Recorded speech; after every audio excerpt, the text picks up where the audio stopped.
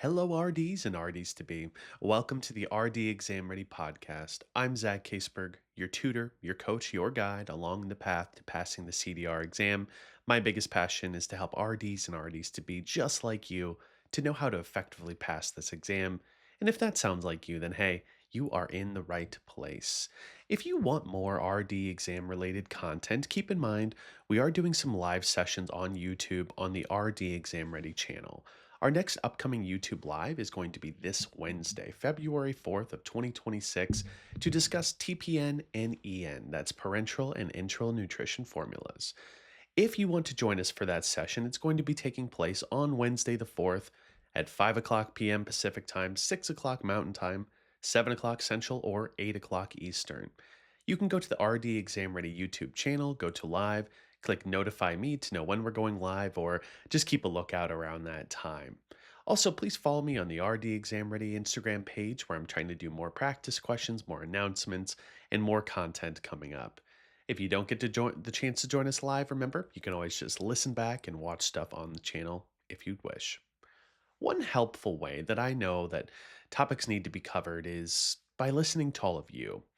You're always welcome to leave a comment on a video or a podcast and let me know what you'd like me to talk more about.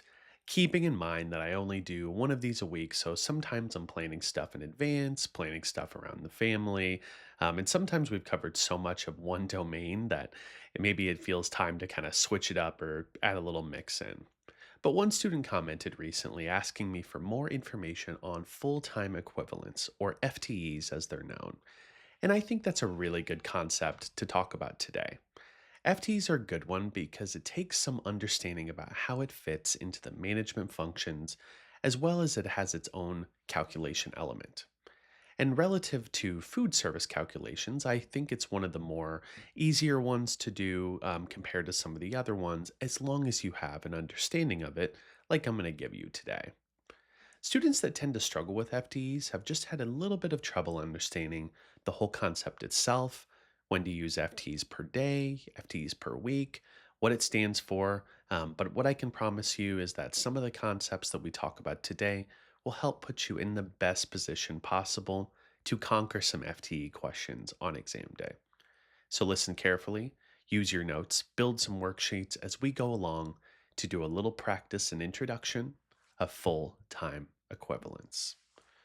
What everyone wants to make sure of when we're talking about FTEs is knowing how it fits into the five functions. Remember, organizing is that five function where you've done a lot more of the delegation of authority that says who's in charge of what, who's the manager of this area, how many positions do we need for the department, etc., etc.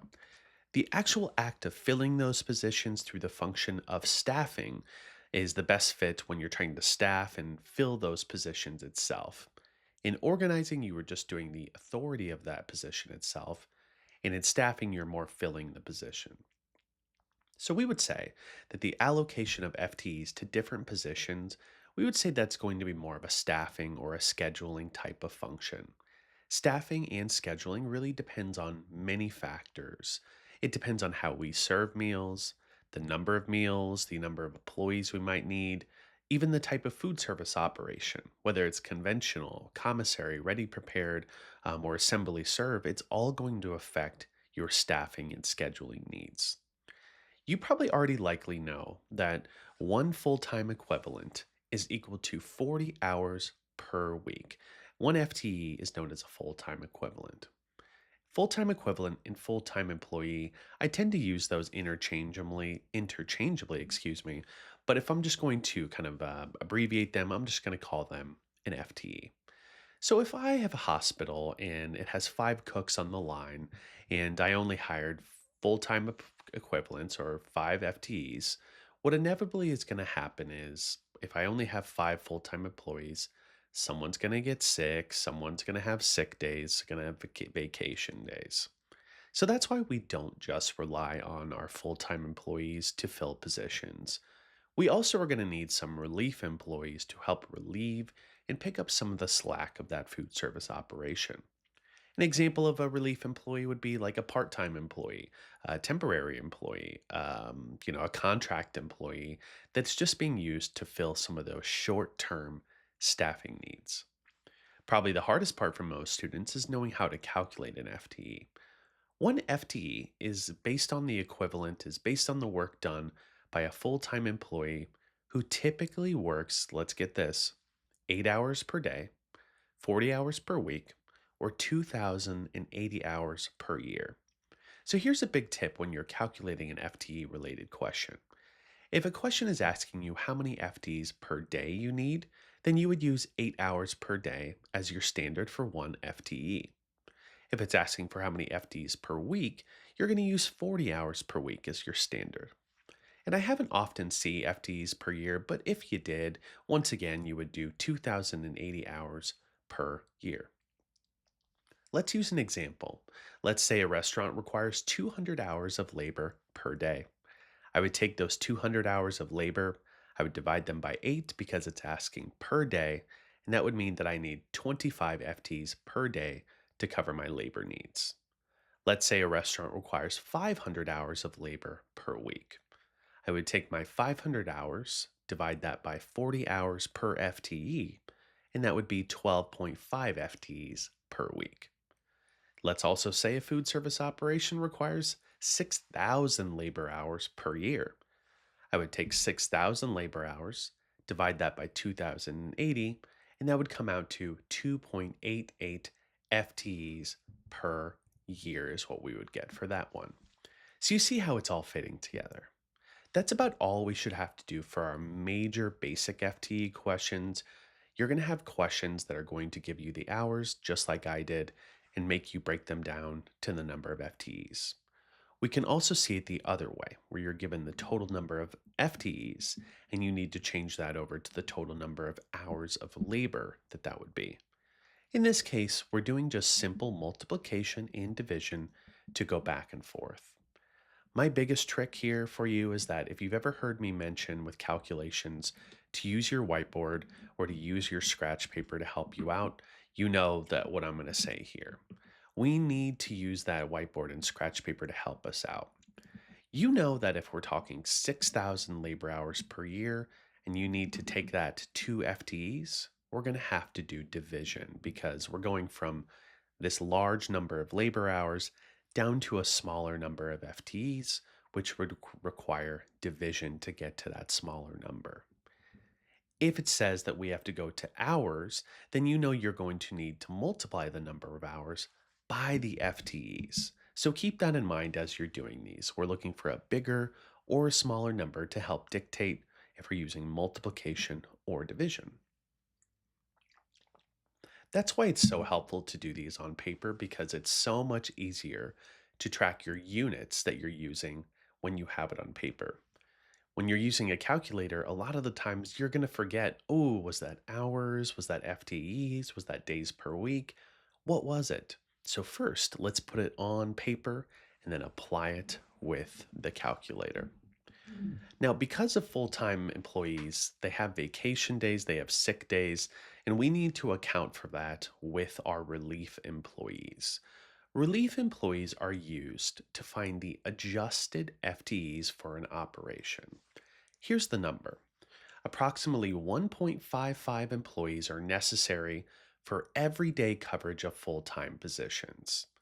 The number of positions to be filled should be multiplied by 1.55 employees per position. Here's how we get the 1.55. Let's get a calculator out together here. If you take 365 service days, which is usually what a hospital is going to be open, is usually 365 days a year. You'll do 365 and you'll divide that by 236. 236 is the number of days that employees actually work. So that's meaning they have their days off, their vacation, all their stuff. So really they only end up working 236 days of the week, of the year. So if you do 365 divided by 236, you get 1.55. This can be confusing for every student I've worked with because you're like, well, Zach, what's the deal? Is it 1.55? Is it 0.55? How am I supposed to interpret this knowledge and how do I use it? Here's how you're going to work through those types of questions if you were to see them, and we're going to do a little practice later together as well. To determine the actual number of employees, or FTEs, needed for an operation, what you're going to do is what you would do is you take your full-time positions and you multiply it by 0.55 to find the number of relief employees only. So in this example, if I have 5 cooks on the line and I take 5 times 0.55, that gets me 2.75. So what this is saying is I need 2.75 relief employees to provide coverage for those full-time employees. You see that? So we took the 5 times 0.55 to say, okay, we need 2.75 people to cover them. Now let's apply it to another example here. Let's say I have 10 full-time dietitians on my staff, and I need to know the total number, the adjusted FTEs for my operation. In this case, if I need to know the total, that's with the total employees and the relief employees, I would do the 10 times 1.55, which would be 15.5. What I'm trying to do there is I'm saying how many total FTEs do I need for coverage of those 10 positions? So the 15.5 is including our full time employees as well as the relief employees. If I just needed to know the relief employees, we would take a step back. I would just do 10 times 0.55, and that would give me 5.5 FTEs. So that 5.5 is just the relief employees that are needed to cover the full time. So you see, for the year, I'm going to need an additional 5.5 employees to cover all of those full timers throughout the year. And I believe that thinking of it like that on more of a yearly basis can be a little bit more helpful than thinking of it like a single day. Now, let's have some good times to apply what we just learned to some practice questions. Let's start with number one. A hospital has 10 nurses, each working 40 hours per week, 5 dietitians, each working 40 hours per week, and 5 cooks, each working 40 hours per week. How many FTEs per week are required for the operation? So, key point here, it said per week, FTEs per week. The hospital has 10 nurses, each working 40 hours per week. You can do this in a few different ways. Here's my tip. I like to get everything in the total number of hours and then break it down to FTEs. You could do each individual position and do the number of FTEs, but I like to get a total number of hours and then just break it down to FTEs. So if I did it in this case, 10 nurses are each working 40 hours per week. So I would do 40 times 10 for 400. 5 dietitians, each working 40 hours per week. Well, then I would do 40 times 5 to get 200 hours for the dietitians. For my third one, 5 cooks, each working 40 hours per week. I would do 5 times 40, and I would get 200 for that one there. So, all in all, I have 400 hours from the nurses, I have 200 hours from the dietitians, and I have 200 hours for the cooks. So, if I add those up, I have 400 plus 200 would be 600, plus another 200 would be 800. Okay, so now I have 800 total hours per week that are being worked. How do I convert that to FTEs? Well, if I have my 800 and I know that there's 40 hours in a week for one FTE, I would do 800 divided by the 40. And when you do that on your paper or in your calculator, you're going to find your total number of FTEs. So in my case, I got 20 FTEs. So let's look at our answers. A is 10 FTEs, B is 20 FTEs, C is 15 FTEs, and D is 40 FTEs. So for a hospital that has 10 nurses working 40 hours per week, 5 dietitians working 40 hours per week, and 5 cooks working 40 hours per week, I would find that there is 20 FTEs being used for that total operation. Now, that's a really easy one. You may say, Zach, well, why do I have to go through all the work? If I know each one of those positions is one FTE, Why do I have to do the work? It's because you need to just check yourself and you need to build up those good habits now before those questions get more complicated there. So if you decide to do FTEs in the beginning, that's great. Just make sure we're using good diligence to know how to do this for a more complicated question. Let's do number two. How many hours of labor are required per day to staff two dishwashers working 40 hours per day, four RDs working 8 hours per day, and seven cooks each working 6 hours per day? How many hours of labor are required per day to staff two dishwashers working 40 hours, 4 hours per day, four dietitians working 8 hours per day, and seven cooks working 6 hours per day? Again, I want you to do this on your paper to really track yourself because the calculator may not be the most handy thing for you. So go ahead and work this out. We have two dishwashers, 4 hours per day. So 2 times 4 would be equal to 8 hours right there just for the dishwashers. Four dietitians times 8 hours per day, that would be 32 hours for the dietitians. And seven cooks times 6 hours per day. It's always good to check your math, especially when I'm recording something.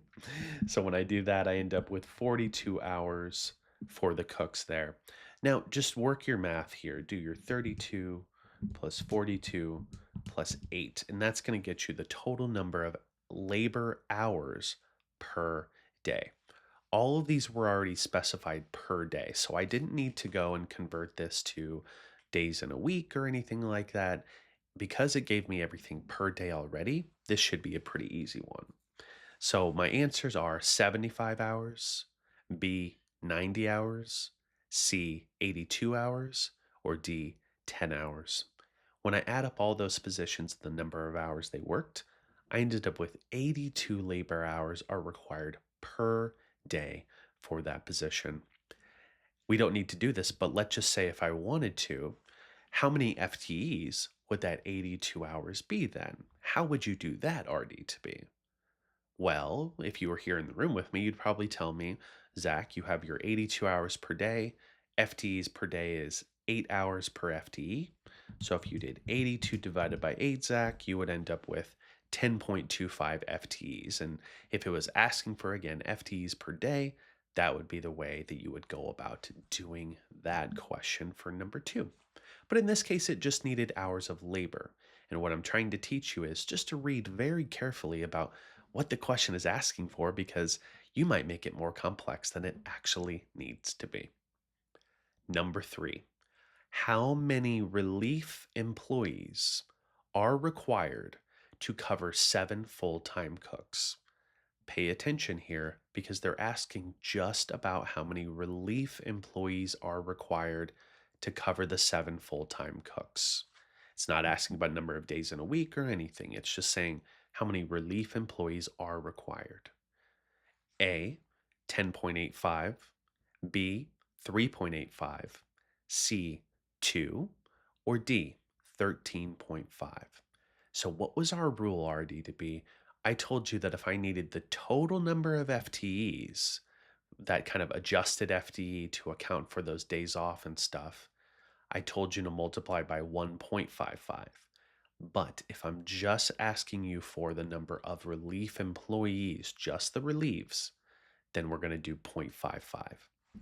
So if I have seven full-time cooks and I multiply that by 0.55, you should end up with your number of relief employees. So as I do that on my paper and then transfer it to my calculator, 7 times 0.55 is going to be 3.85 relief employees, meaning I need 3.85 to cover the seven full-time cooks who are inevitably going to take sick days, vacation days, or paid leave days. So you see, we're not finding the total number of FTEs for that one. We're just trying to find the relief employees. And that's going to be what's going to designate when you're going to use that 1.55 versus the 0.55. The 1.55, that's to find the total number of adjusted FTEs for the operation, not just the relief employees there. Number three is a bit more complicated, so let's make sure we use our whiteboard to help us here. Number three, Probably number four at this point, excuse me. It takes 15 minutes to make one meal in the hospital. The hospital produces 16,000 meals per day. How many FTEs are required to prepare this number of meals in a day? It takes 15 minutes to make one meal in the hospital. The hospital produces 16,000 meals per day. How many FTEs are required to prepare the number of meals per day? Per day being the specific one there. A, 300, B, 100, C, 400, or D, 500. So, how do we start with this one?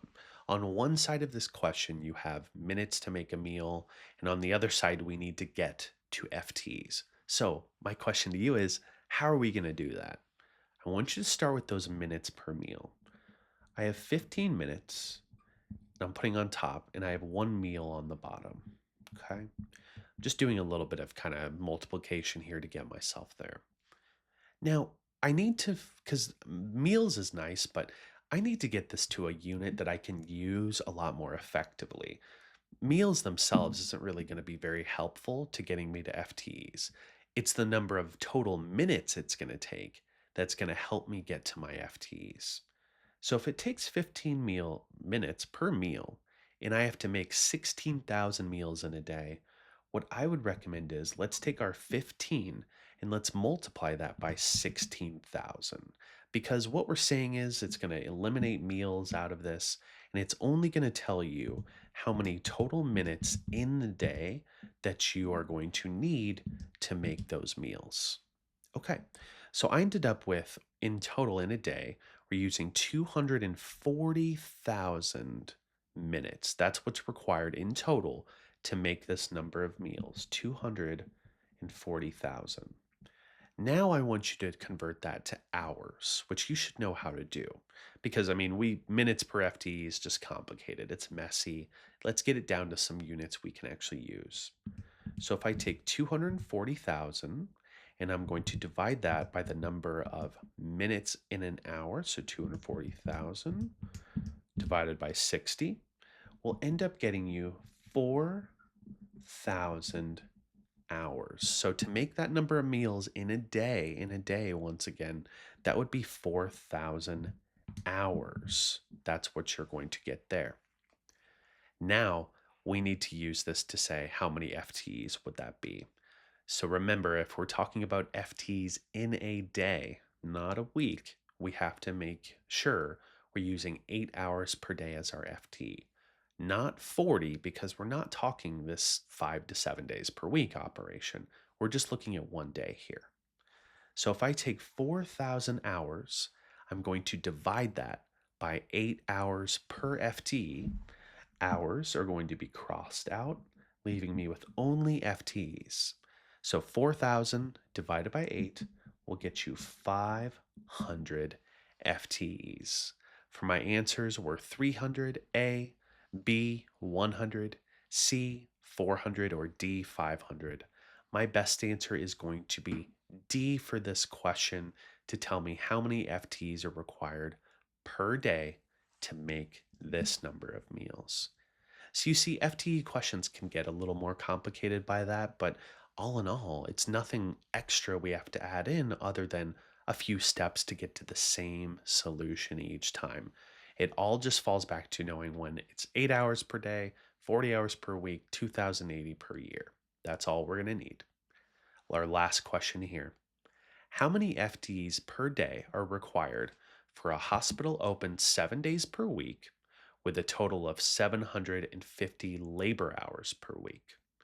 How many FTEs per day are required for a hospital open 7 days per week and a total of 750 labor hours per week? Okay, so here's how I would recommend approaching this one. You have your labor hours per week and you know how many days per week it's open. Most of the time it's 7, but I specified it here for you. What I would say first is take that labor hours and I want you to get it, take your labor hours per week and transfer it over to be the number of labor hours per day. Then we'll go to FTEs. So with that, let's do 750 labor hours and let's divide that by 7. We're doing this so we can figure out how many labor hours we need in one single day. When I do that, 750 divided by 7, I end up with 107.14 labor hours needed per day. So if I do, let's do 107.14, I'm then going to need to convert that to FTEs. Now, remind me, folks, based on this question, what I said was how many FTEs per day are required for this operation. So in this example, what I would recommend is because you're looking at FTEs per day and you're looking at hours per day, I would say to use your 8 hours per day as your conversion. So take 107.14, divide that by 8, and when I do, I end up with 13.39, or we'll call it 13.4 FTEs are required per day for this operation. Answer A was 13 FTEs, B was 13.4, C was 107 FTEs, and D was 110. So my best answer in this case will be answer B to go with for that there. You could have gone through this in another way to find like FTs in a week and then divide that by 7. That's probably another way you can do it, but I think what I did was much more of a simpler way to approach just getting it down to the number of day and then taking FTs per day in that case right there. Now, that wraps up today's lesson, students. I hope you watched, listened, learned, and enjoyed today's show. Remember that passing this exam is a journey, and we all need assistance along the way. Do me a favor, hit the subscribe button if you haven't, comment, rate, review, tell other studying students, and just say whatever you'd like. Join us for YouTube Live on RD Exam Ready channel on 2/4/26 at 7 o'clock Central Time. And as always, remember, happy studying to you, RD to be.